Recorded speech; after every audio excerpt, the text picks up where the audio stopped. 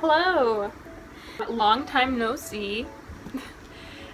Today I am on the ground with the books that I don't like as much or want to advertise, so they're down here, and then also my TBR, which is the actual reason we're down here today.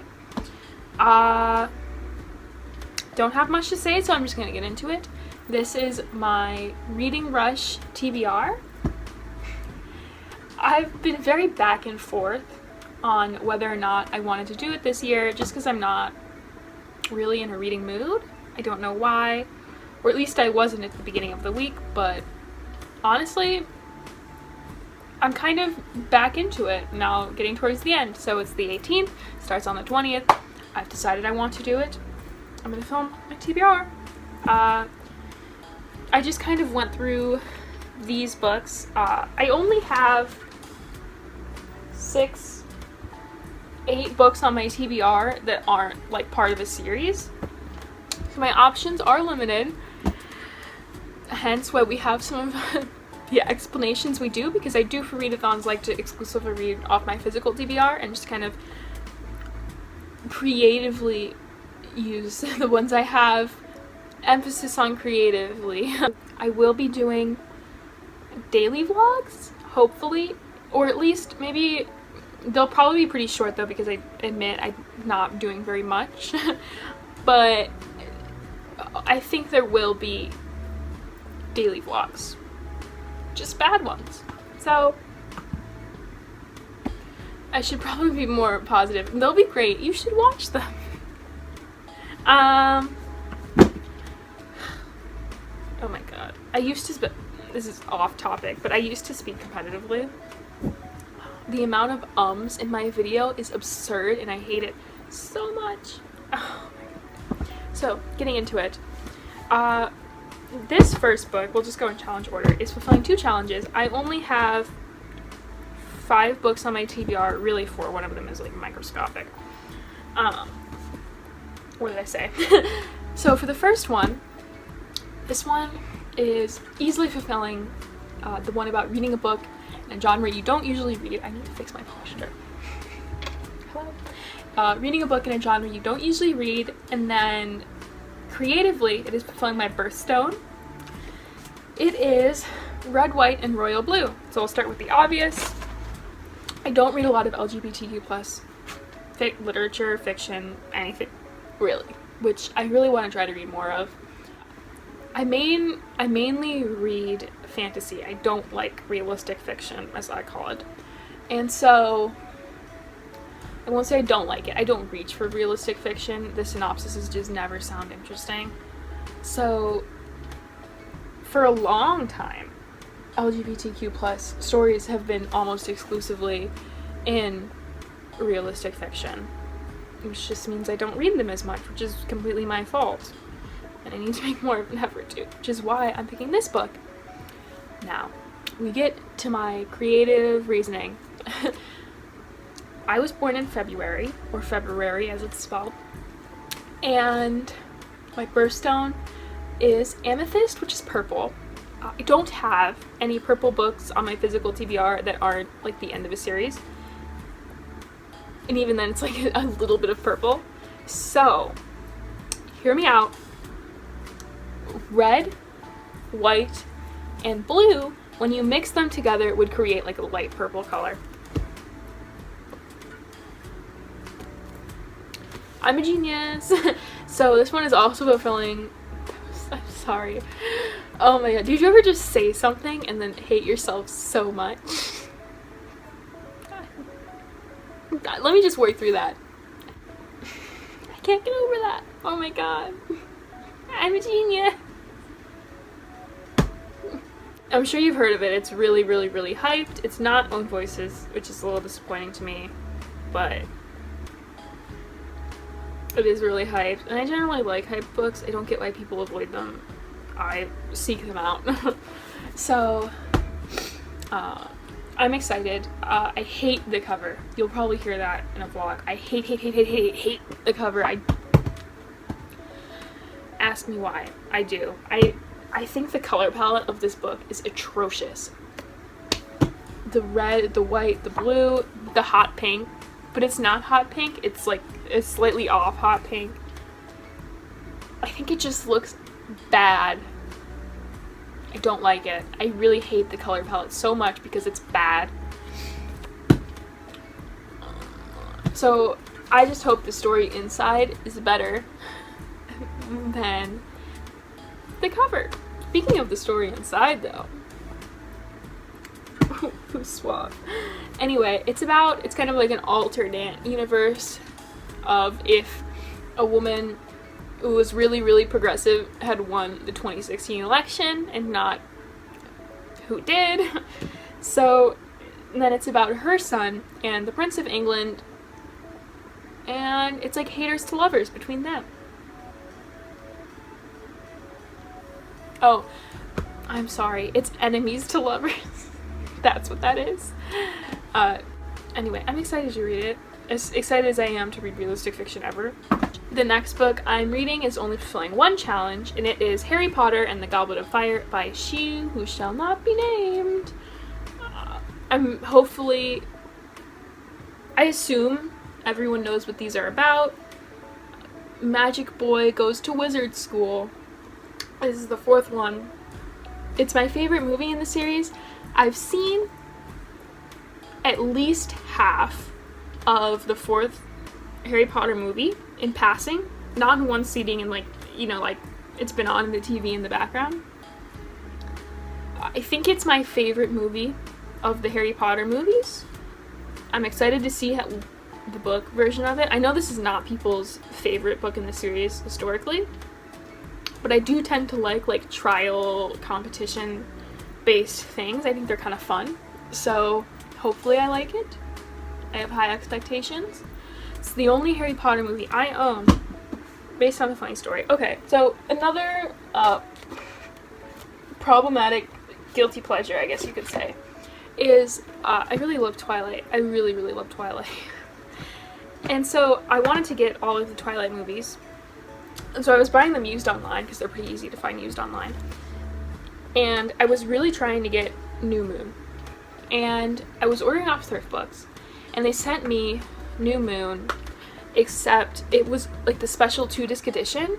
So, and they only sent the like special edition disc, like the one with all like the extra scenes, which is why I have this with a post on it for some reason. Which is why I have this. Except I emailed them and I was like, you didn't actually send me the movie, you basically just might as well have sent me like an empty case. And they were like, I'm so sorry, we'll send you a replacement. I was like, great. And so I wait a long time for my replacement to come, and my replacement comes, and it's the widescreen edition of Harry Potter and the Goblet of Fire. I was a little disappointed, but I got to keep all of the movies, so now I have the extra scenes disc from Twilight New Moon and a widescreen edition of Harry Potter and the Goblet of Fire for all my struggles. So maybe I'll watch the movie in full after this. I don't know. Can you even watch widescreen edition movies without like a special player? Is that possible? Guess we'll find out. Next, back on track. We have The Nightingale by Kristin Hanna, which is actually the book I picked with the like touch.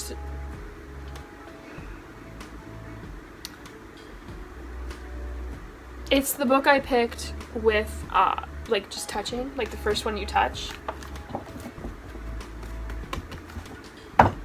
So I can insert a clip here of me doing that.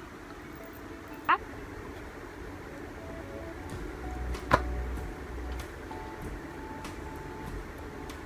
guess I'll just like, my eyes are closed.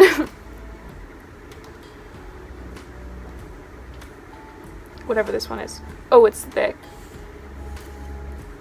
Oh, okay, I was actually kind of hoping it would be one of the Thel books. I do want to read this one. I do. Just a little thick. But that's fine. Yeah, that's what happened. Kristin Hanna's The Nightingale. I'm excited for this book. I've had it a while, I got it because I was traveling and I had, I think, like 12 plus total hours of delay on my trips. Hi, small insert. I was visiting my grandparents and then there was like 8 hours of delay getting there and then like 5 or 6 on the way back. I don't know why I made it sound like I was like backpacking through Europe, but you know, thought I would clarify. And so I went through the books that I brought. So I needed to buy a new one.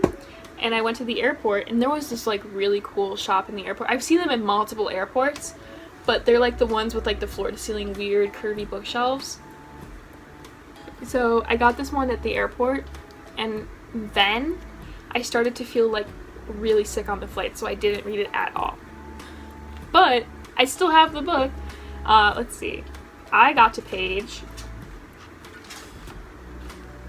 15 before I gave up and just laid there like that. But, you know.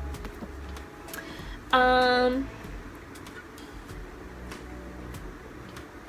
catch myself. I do. So this book has been pitched to me as sad, and then a woman's perspective on World War II, like kind of an analysis of the roles. Why am I the Hunchback of Notre Dame? But kind of like the roles that women played in World War II, and then relationship between sisters, which are two things that I really like. Sad and an analysis of relationship between sisters. So I'm excited. It's thick though, as I've noted when I did the like touching. So hopefully I can do it. That's the other reason I only have 5 books on my TBR, because sis, we've got some beefy ones. And then even in itself, this one is pretty thick. So this one is fulfilling the touch challenge, and then also the. So 2. So right now we're at 5. The next one, I just have a random book, but this one is fulfilling 2 challenges. It's going to be one that takes place on a different continent than you. And I kind of wanted to take out Europe on that one because, like, England, you know, it's just, in my mind, kind of Europe and America. I'm sure someone actually from North America would argue, or I'm from North America, someone from Europe would probably argue they're different. But I read a lot of books that take place in Europe already, and I feel like that kind of is not within the spirit of the challenge. So I wanted to do something on a different continent, and that was available to me. So I was like, why not? So this is also the book I'm going to be reading outside because it's the short one. I'm really hyping this up, and I'm going to add to it. I also think I might be the only person in this entire readathon who's reading this book. I am reading 我一定要找到它. How's my pronunciation? Not good. This is like a Chinese reader. I think it's like my first or second one. Well, it's my second or third one. I've read 1 or 2 before this. These are generally pretty easy to get through. I don't need a dictionary usually. I think it's like, oh, it's level 1, so it's like 300 characters. My reading level is usually around like 400, 500. But these are a lot more entertaining when you don't have to actually stop that often to like read the characters and like look them up. It's a mystery. It's about, all of the ones in these kind of series are, they're about, this one is like these guys, their college professor dies and he sends them right before he dies like a letter with a picture of this girl. It sounds pretty interesting. They're usually like very simple mysteries, but they're entertaining enough once you like get going in them.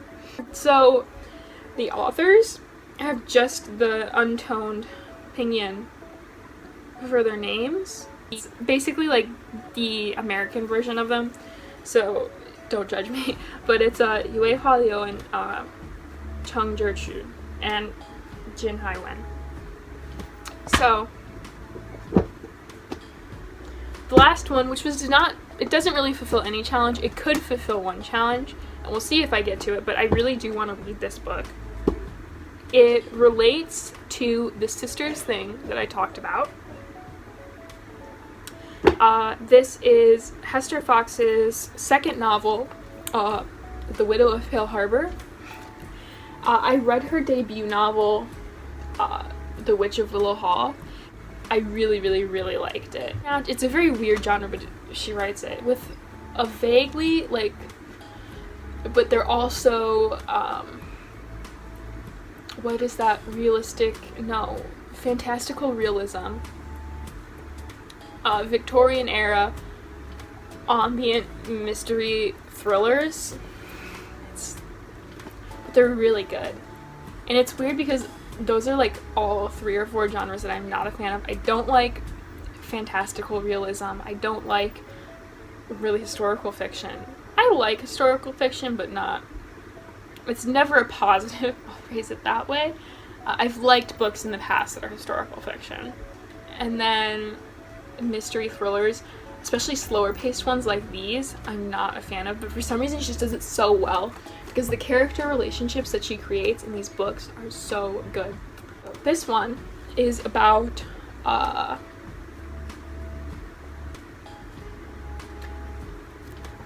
it usually starts with like a guy or a family. The last book it was a family, I think in this one it's just one person.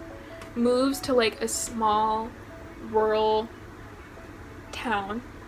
There's like suspicious things going on because of magical realism stuff happening, and they kind of have to discover what's going on behind that. So in this place, the strangeness, supposedly everyone thinks it centers around this widow whose husband died under mysterious circumstances, but they become, the new man and the widow become very close. So it's kind of like talking about that. I'm very excited to read it. I've had it a long time, but you're gonna have to trust me that I'm excited to read it.